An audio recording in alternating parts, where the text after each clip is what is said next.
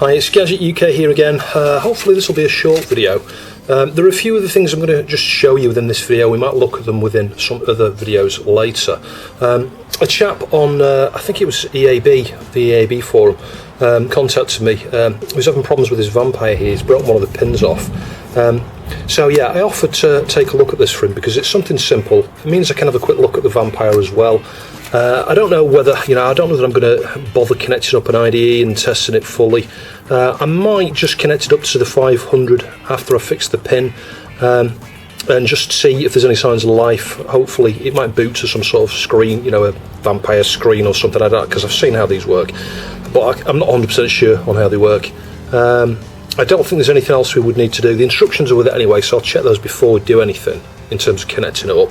But it's just going to need a replacement pin. Now I've got some gold-plated strips here. If I just show you underneath of this, you can see where it's broken off, I think, and lots of these are bent. So the first thing I'm going to do is straighten them up. Can you see here? We've got a pin missing on the corner. But they are pretty bent, some more than others. Some of these up here are bent, look. So I'll straighten them out first, work out whether there's any mileage in replacing more than the one pin. But if it is just this one pin, I'll just literally snip it with a pair of snippers there, the plastic part. Well, I'll desolder it first. I'll desolder the pin here, then snip that one off and replace the individual pin. I might actually do the one next to it as well, just to give it a bit of strength, so that there's two there next to each other rather than just the one on its own. That's, you could do that. You could replace 4 or 5 if the end ones were all broken off there. I don't see any sense in replacing the whole thing. Whilst the bent, they'll straighten out. Can you see we've got that one there that's a bit bent? Yeah, so it's not focusing very well. Anyway, so that's the main purpose of this video. But Tom kindly, in fact, he included a letter. Let's just have a quick look at this. Hi Chris, here are the Amiga items we agreed I could send you. Now I didn't expect him to send all these. I just said, if you want to donate something, fantastic, but I don't really expect anything. And he said that the Vampire and the 268K CPU relocator boards need fixing.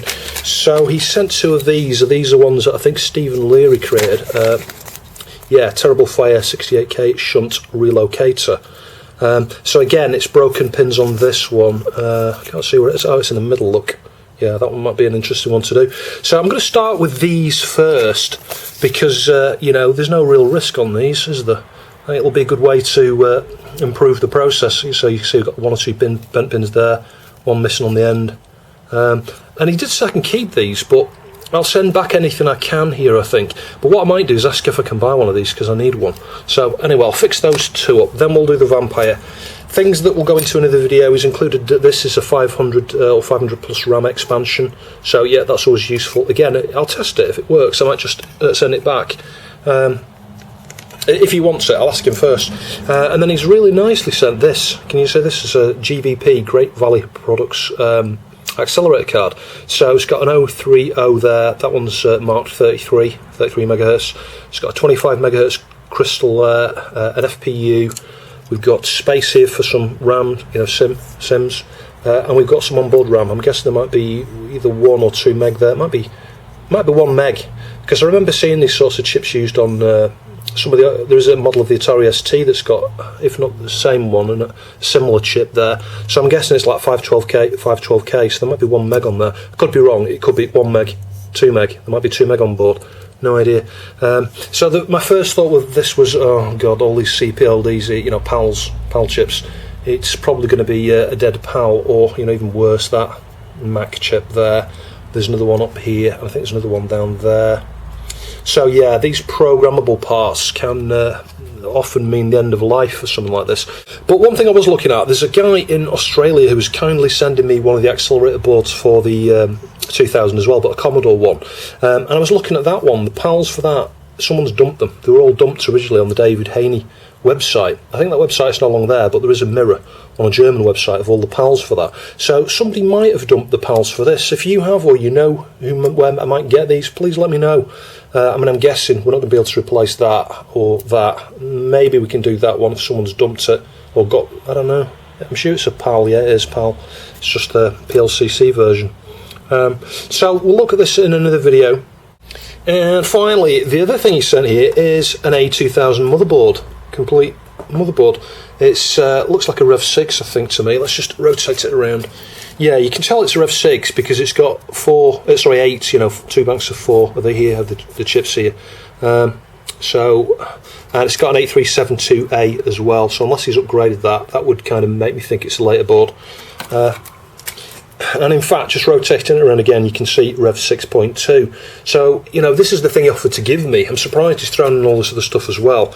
But look what's happened down here. This is horrendous. So yeah, that chip there is gone without a doubt. And it's gone big time. You know, there's a small fire started here, basically. It looks like it's melted the inside of the socket there. So, yeah, quite what's happened there, I don't know. Look at this, this is melted as well. Something there has got super hot and started a little fire, I think. Now he says this works, but it gives corrupted video output. You've got to put diagram in here and connect up via serial to be able to see what's going on. The generosity is amazing. You can see someone's done a mod here to fit a CR2032. You can buy these little kits like that from Amiga Kit. They come with a little PCB that's probably got a diode and stuff on it, and you can just solder it in place there.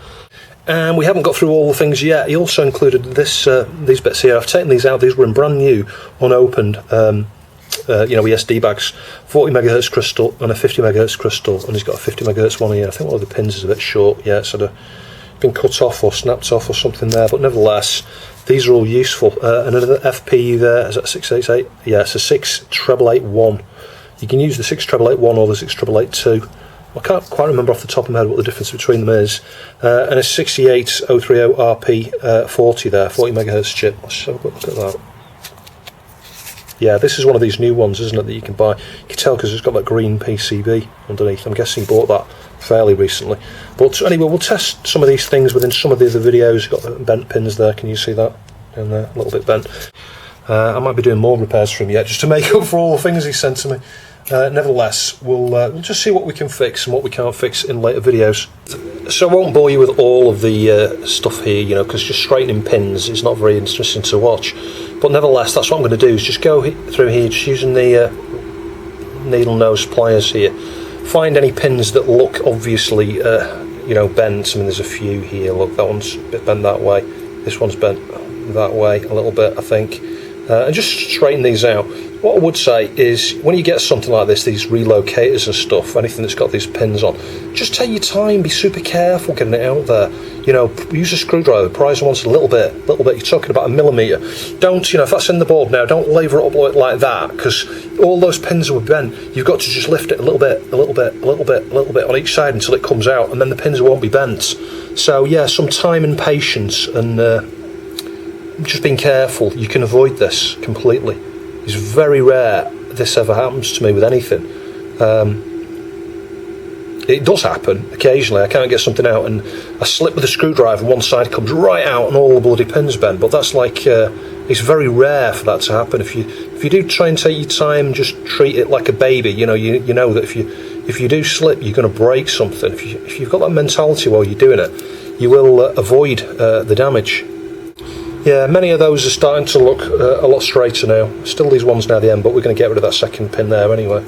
So our desolder station's up to temperature. Let's just work out which one it is. It's this bottom one here and the one next to it. So let's just heat that up. Yeah, can you see the solders come away from that? I might need to unblock my desolder station actually. It's not been unblocked in a while, you know, emptied. Yeah. Now the difficulty can sometimes be if you're on a ground or VCC connection. So wherever the ground or VCC is on here, if that was the pin that had broken off, you might need an awful lot more heat and a lot more patience to be able to free the pins up. But anyway, you can see the solder has been removed from those two. So at this point, I'm just going to come in with the cutters, carefully get on the divider. These are designed like that to be broken up, you know, cut into sections, as you can see. So I'm just going to snip. Well, like that. You see, pins have come up. So yeah, no issues. You can see no damage to the one that's there, and those two pins are out. So I can now carefully cut this one here. So yeah, I mean, it's not exactly the same style, is it? I might just go see if I've got any with the white, because it's got a wider part at the bottom. But I mean, I still will be able to join it on there. Let me just go see if I've got any others. Yeah, these are the only ones I've got. So what I'm going to do is have this piece of socket here like this to hold them, but I'm just going to stand them off. There we go, a little bit like that. Yeah, I think that should be okay. You can see this, you know, the original one that's on here, it's got like a wide piece at the top here, so that'll give it a bit more strength, but anyway, it should be okay.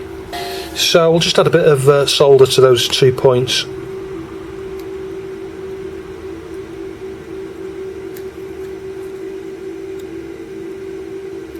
And bridge a few things like that. That isn't what to do, there we go.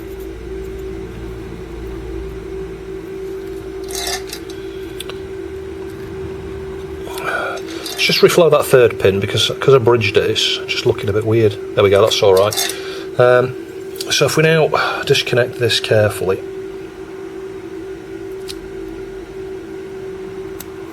Yeah, there you go. You can see that's fixed. He's not going to have a problem with that now. I mean, that's taken what, 2 minutes? I'll clean that up with some IPA. We'll move on to this one. So I'm going to do the same sort of thing with this one. We'll cut 2 pins out of the middle there, and yeah, place 2 at the same time. So if I just flip it over, work out which one it is. It's that one there, nearest my nail. So I'll do that one and the one before it, and then we'll just do the same thing. Cut it out and swap them both.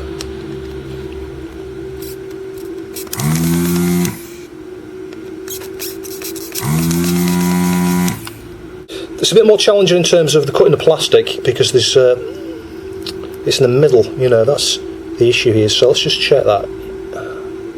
So if we cut that side first, I don't like doing it in the middle of this here.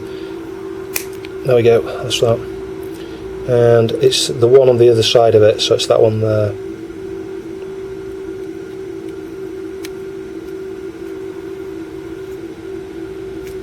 That's it. And if we carefully use the pliers, it's not going to come out quite as easy as it did before because it's in the middle. So it's going to need a little massage here, I think. You know, the plastic part is not completely separated. You can take the 2 pins there and just do a bit of that. Yeah, they're free. It's just the plastic housing on here, you know, the fact that it's in the middle, combined with the fact we need to free it up from the plastic edges there, look.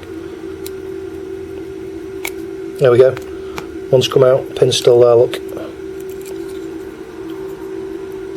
It's free, but it's just, I don't know, for whatever reason, it's just come through the thing there. Can you see that? Because it's wobbling on the top side, look. There you go, it's off.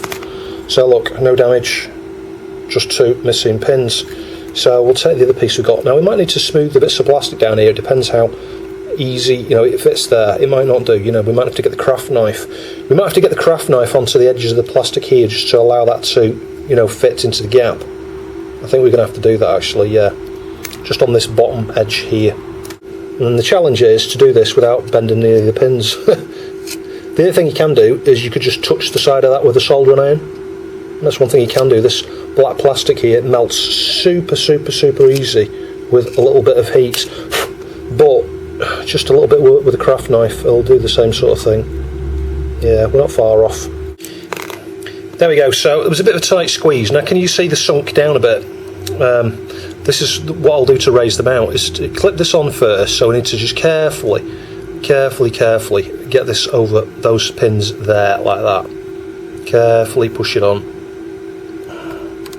Yeah, easier said than done, because 1 or 2 of these just don't seem to want to go in. It's not these pins here, it's some of the pins on the end. Let's just see if we can pull that over. Ugh. Anyway, I'll report back in a minute when I've got that on there, but what I want to do is, you know, a few over this side, our broken pins are there, and then these, once that's on there, it's nearly on there now, look, I think. Ugh, this is not the easy way, there we go. Yeah, there we go.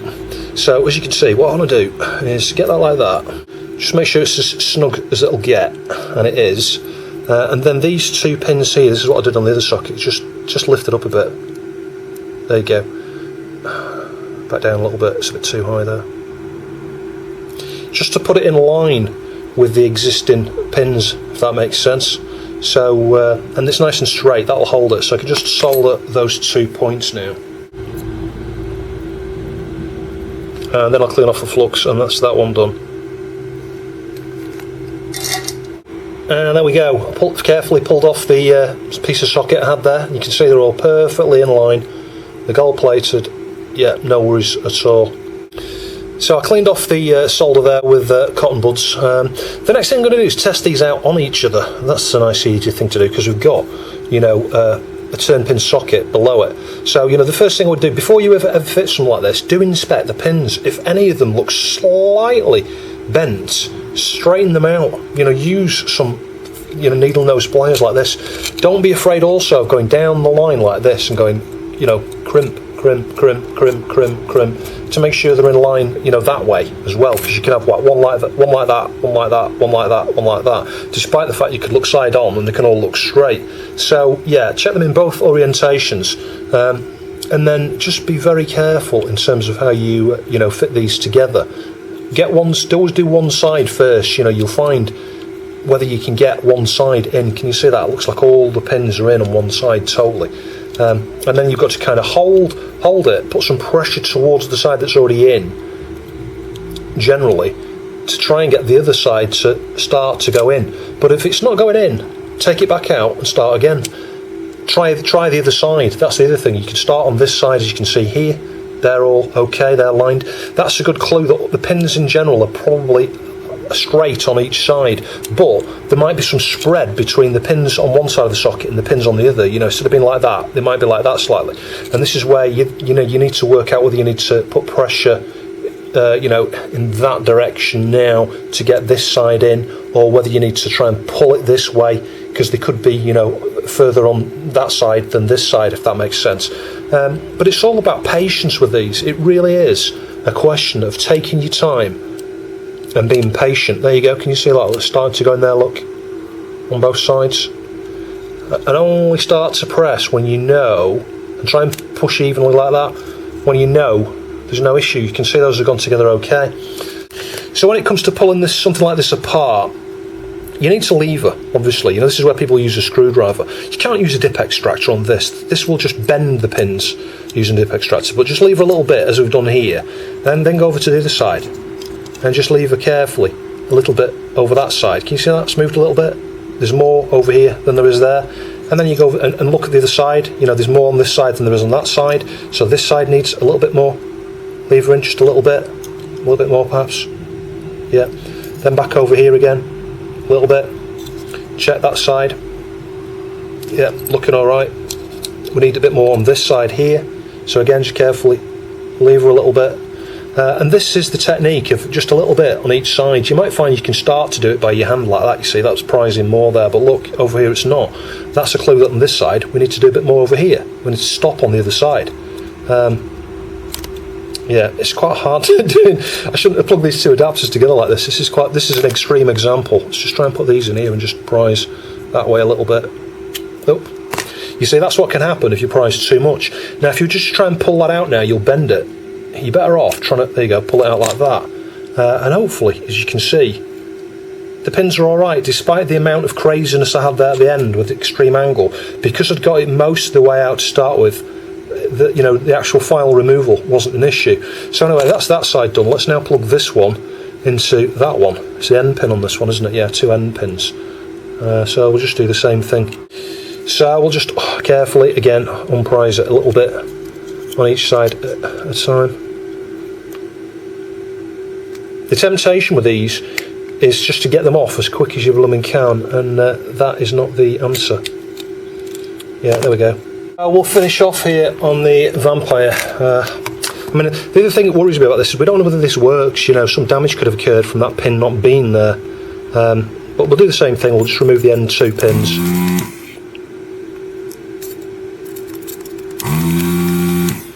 There you go, solder cleanly removed, no issues at all. We now need to just carefully cut those 2 off here.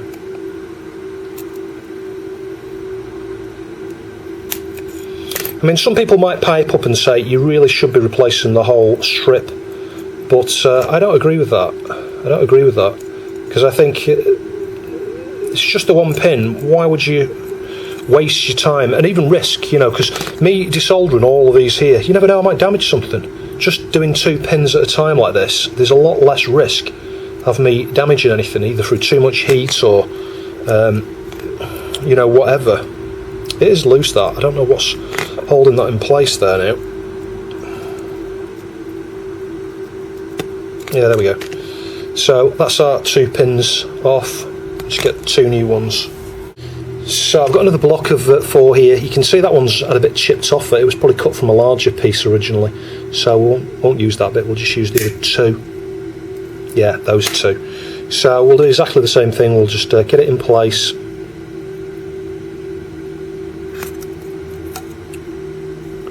Bit of plastic on there from the bit that was cut. Yeah, so and we'll do exactly the same thing because it sits, in fact it's going to need a bit cutting off because it's pushing it to the side ever so slightly there. So yeah, we'll just do a bit of this on the side here, just on the black plastic. What I don't want to do is mark the board here, damage the vampire in any way. Yeah, it's still pushing it to the side there. What I might just do is just touch it with the iron actually. Let's say this plastic melts super easy, so a little touch with an iron like that, just clean the tip.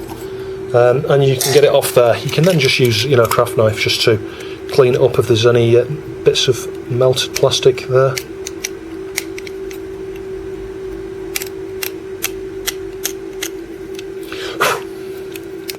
Yeah, there we go. So it was a bit fiddly, but you can see, and the idea is, let's say that just holds that now while we solder it, but we can then just raise these up a little bit because they're not sitting as far down. Yeah, that should be okay. So I just need to just carefully solder those from this side now again. I'm just going to hold that there like that a little bit just to try and get them as straight as they possibly can be.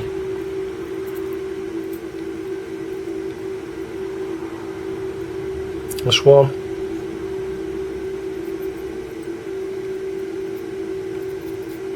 That's 2.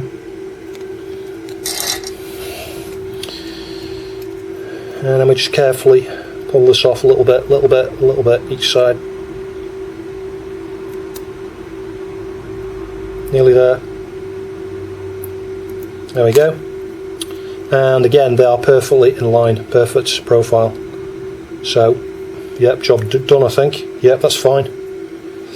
So I think we'll test it. We'll give it a try. We'll test it. We'll connect it to one of these.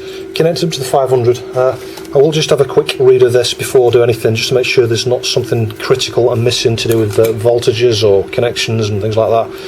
But we'll just give it a try, see what happens. So we're precariously on the ESD mat on the very edge of it here. You can see I used one of the riser boards here. The thing I don't like about this is the pins, these, you know, the round pins, turn pin, they expand the width of the pins, you know, the socket connections there. So yeah, you know, the CPU socket on this, I've picked a Rev 6A board I got here because the CPU socket was not great on it.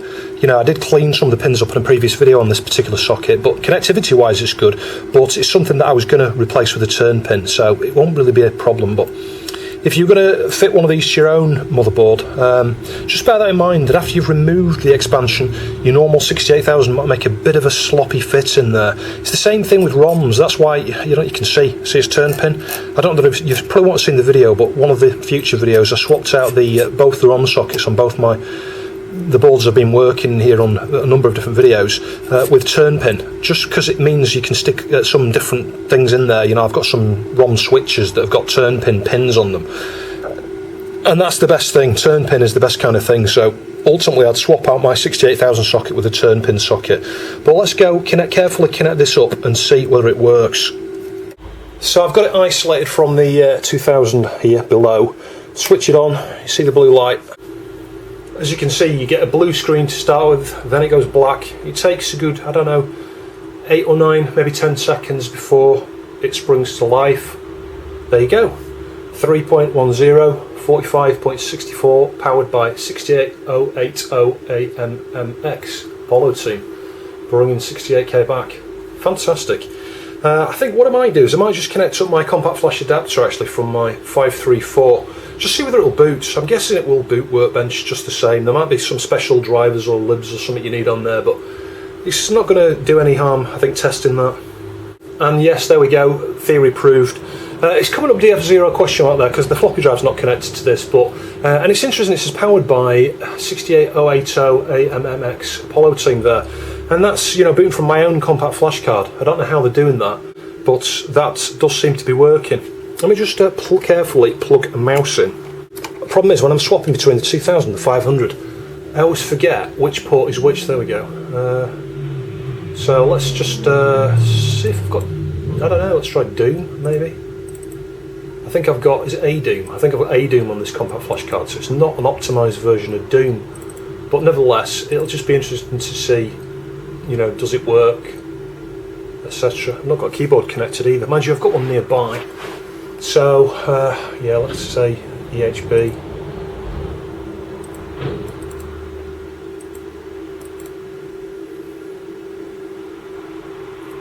Wow, look how smooth that is. Alright, that's in EHB mode, you know, it's not even, you know, it's not set up. It's not. There's lots of other higher resolutions you can use using the Vampire, definitely. But that's fantastic. You can certainly see how fast that's running. Blooming hell, it makes me want a Vampire, it really does. Incredible, absolutely incredible. Not sure why the sound's so quiet there. And the LEDs are freaking me out actually on the board. One of them's blue and one of them's red. What's that all about? I'll show you. Look at that, that caught my eye and it's nearly blinded me.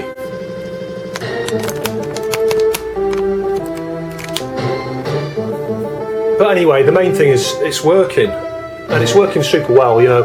I would say, you know, from my tests on an 030 at 50, I'm sure it's a similar sort of refresh rate. Maybe it's a bit faster on here. You know, there's going to become a point where when you accelerate this game, it can't go any faster. So that's not dissimilar to watching it on an 030 at 50, really. It's perhaps a bit smoother.